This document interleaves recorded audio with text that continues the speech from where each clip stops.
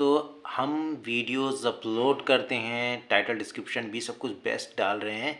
लेकिन जब video upload हो जाती है उसके 15-20 मिनट 1 घंटे बाद 1 दिन बाद सोच में पड़ जाते हैं और ये सोचते हैं कि यार सब कुछ बेस्ट किया मैंने, फिर भी जो है कि व्यूज़ क्यों नहीं आए। तो क्या ये स्ट्रॉन्ग रीज़न है?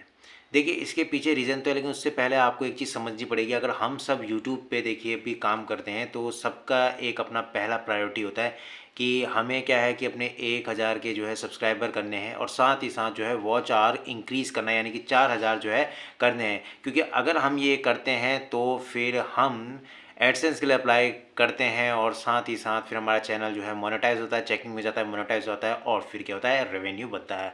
तो हर किसी को ये है कि भाई हमें डॉलर कमाना है, हमें रुपया कमाना है, तो ये सबकी प्रायोरिटी है।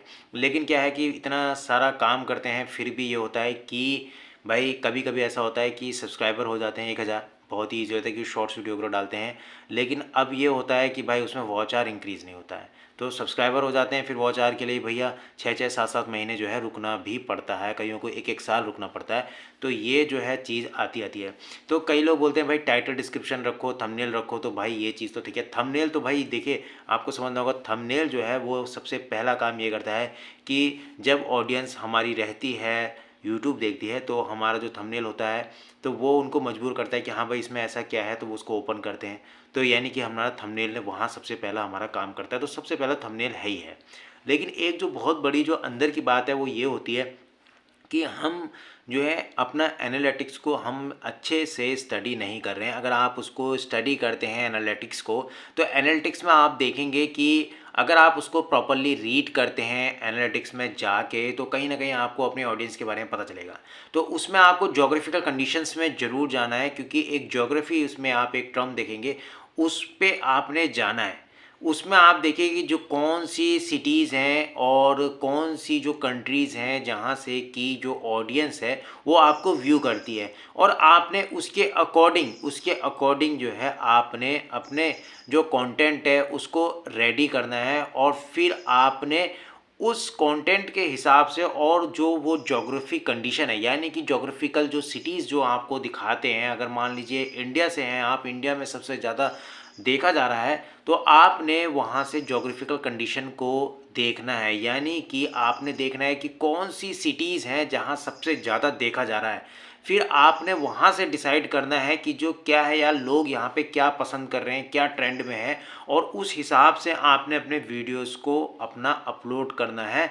और ये आपको हेल्प करता है 2-3 चीज़ों में। सबसे पहले ये है कि जब आप इस चीज़ में ये आप समझ जाएंगे कि आपकी जो ऑडियंस है वो कहाँ से है। दूसरा, आप ये अगर समझ जाएंगे कि जो आपका जो एज ग्रुप है वो कितना है, यानी कि अगर आपका एक मान लीजिए कैटेगरी का जो चैनल है वो है किड्स के ऊपर, तो आपने फिर अपना हिसाब ये लगाना है कि यार जो सुबह के टाइम पे बच्चे स्कूल चले जाते हैं, फिर वो दिन में आते हैं, तो उस टाइम पे फिर आप अपना वीडियो अपलोड करें। अगर आपका जो है टेक में है या फिर आपका कोई अपना ऐसा कुछ ब्लॉग है, तो उस चीज़ में देखिए, अगर मान लीजिए अगर जो है फीमेल जो है वो सबसे ज़्यादा आपके, उसमें एक कैटेगरी और है जिसमें कि पता चलता है मेल कितने देख रहे हैं, फीमेल उसका एक परसेंटेज आएगा।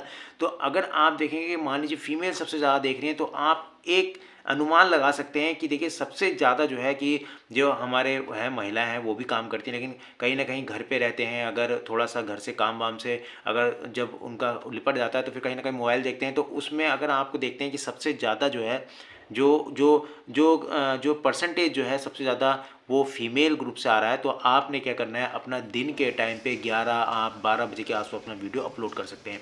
लेकिन अगर यहीं पे आप देखें अगर 50-50 है, तो फिर आप इवनिंग में सबसे बेस्ट टाइम है जहां अपलोड कर सकते हैं। और अभी भी आपको एक ही बात बोलूँगा कि जोग्राफिकल कंडीशन, यानी कि कौन सी कंट्री और कौन सी सिटीज़ हैं, वो बहुत ज़्यादा मायने हैं।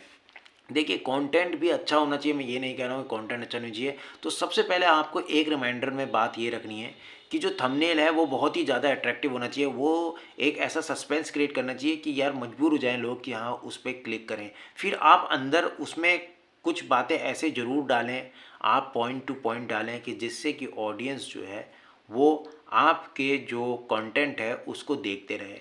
और तीसरी जो चीज़ है जो अंदर की मैं आपको बता रहा हूँ, जो बहुत ही कम लोग इस चीज़ को देखते हैं, समझते हैं और स्टडी करते हैं, वो है ज्योग्राफिकल कंडीशन और एज ग्रुप। तो मैंने पहले भी इस पर एक वीडियो डाला है, तो आप उस वीडियो को जरूर देखना आई बटन पे, तो वहाँ जाके आप जरूर देखें जो मैंने एज ग्रुप के ऊपर एक बनाया है। तो मैं आपको बता दूँ, एज ग्रुप और ज्योग्राफिकल कंडीशन जो है वो सबसे ज़्यादा मैटर भी करता है। अगर थंबनेल है, थंबनेल के बाद में जो है सबसे ज़्यादा जो मैटर करता है वो है एक ज्योग्राफिकल कंडीशन।